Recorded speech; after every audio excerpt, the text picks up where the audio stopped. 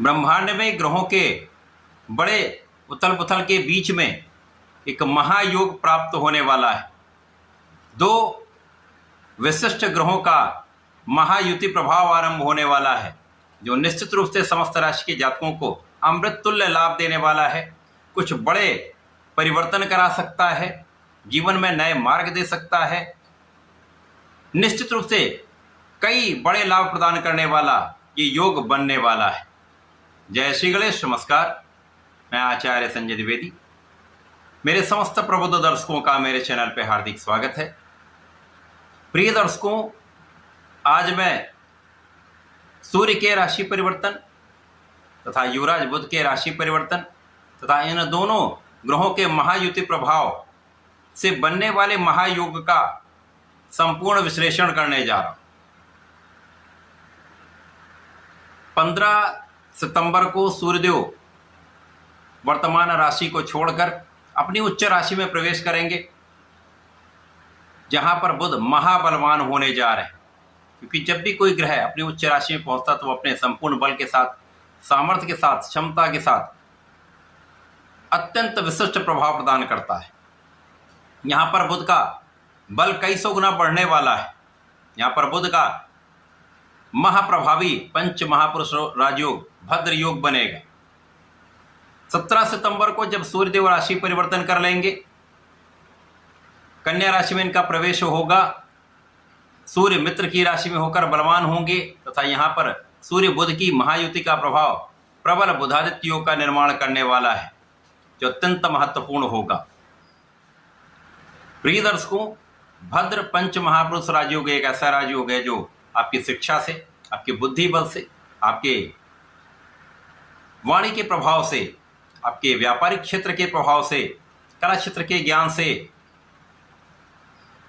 जीवन का सर्वश्रेष्ठ सुख, सर्वश्रेष्ठ धन लाभ तथा सर्वश्रेष्ठ लाभ की प्राप्ति होती है। इसी प्रकार से बुधादित्य योग ऐसा राजयोग है जो आपको शासन सत्ता से, सरकार से, प्रशासनिक सेवाओं से, राजनीति से, सरकारी तंत्र से जुड़कर या स्वयं का कुछ ऐसा करके जहां पर आप नेतृत्व करते हो, ऐसे में सर्वश्रेष्ठ लाभ की प्राप्ति होती है। अब जब ये महायुति प्रभाव आरंभ होगा तो ये दोनों ग्रह राहु के प्रभाव से मुक्त हो जाएंगे, और जब राहु के प्रभाव से मुक्त हो जाएं तो अपना संपूर्ण बल, पूर्ण क्षमता के साथ समस्त राशि के जातकों को प्रभावित करने वाले हैं, कुछ विशेष लाभ देने वाले।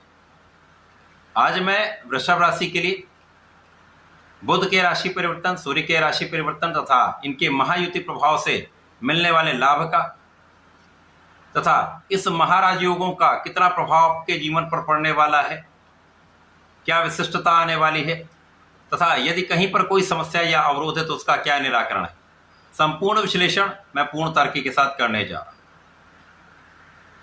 प्रिय दर्शकों, इस राशिफल को आप अपने लग्न तथा राशि दोनों के अनुसार देख सकते हैं। वृषभ राशि के लिए बुध धनेश तथा पंचमेश है, दो विशेष भाव के स्वामी तथा सूर्यदेव चतुर्थ अर्थात सुख, ऐश्वर्य, वैभव, धन, संपदा, भूमि, भवन, वाहन इस भाव के स्वामी होकर महायुति प्रभाव में पंचम भाव में होंगे। अब पंचम भाव जो कि त्रिकोण का भाव है, जहां पर समस्त ग्रहों का प्रभाव विशेष रूप से अत्यंत प्रभावी हो जाता है। केंद्र के बाद त्रिकोण का भाव अत्यंत प्रभावी होता है। इस भाव में इन दो ग्रहों का महाबलवान स्थिति में होना वृषभ राशि के जीवन में महापरिवर्तन करने वाला है, बड़े लाभ देने वाला है। क्योंकि यहाँ पर आपकी ज्ञान का, शिक्षा का भाव अत्यंत प्रबल हो जाए, क्योंकि शिक्षा के स्वामी ही बुध हैं, अपनी उच्च राशि में होकर महाबलवान है। और सूर्य यहाँ पर जब साथ में होते तो आपका आत्मबल अत्यंत श्रेष्ठ होता है, लोगों का सहयोग मिलता है, पिता का यहाँ पर सर्वाधिक साथ मिलता है। तो यहाँ आपकी शिक्षा प्रतियोगिता में आपको संपूर्ण सफलता मिलेगी, आपका ज्ञान का भाव प्रखर हो जाएगा, आपकी शिक्षा ज्ञान से आप बड़े लाभ प्राप्त करने वाले हैं।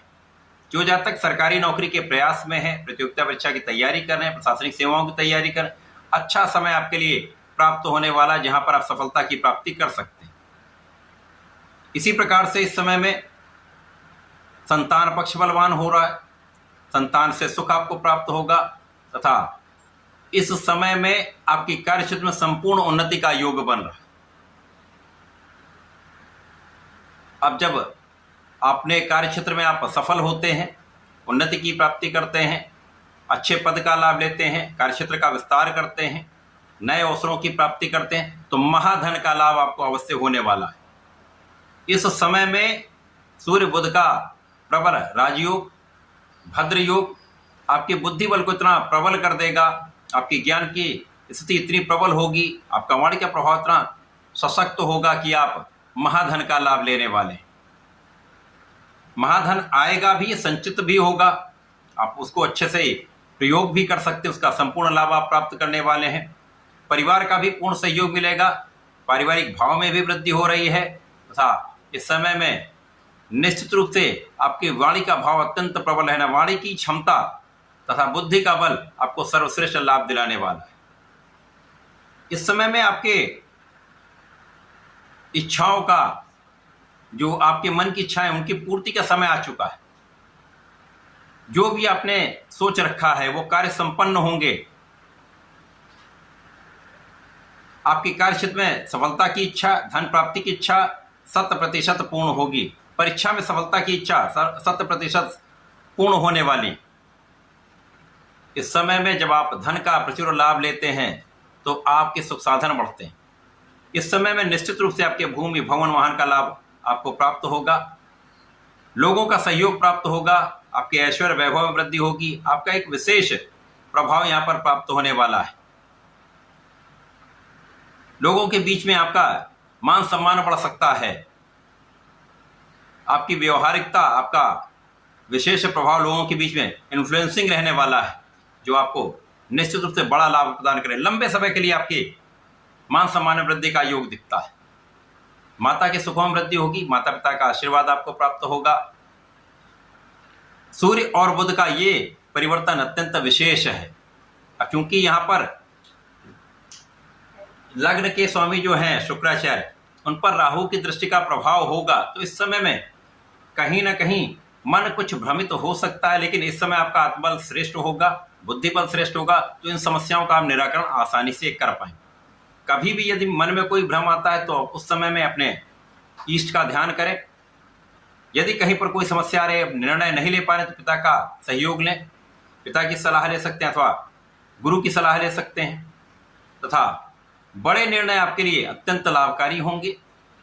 सोच विचार कर जो आप कार्य करेंगे, विचारशील होकर निर्णय लेंगे, 100% आपको भी लाभ देंगे, अन्य लोगों को भी उसका लाभ प्राप्त होगा। तो ये महायोग आपके लिए अत्यंत विशेष है।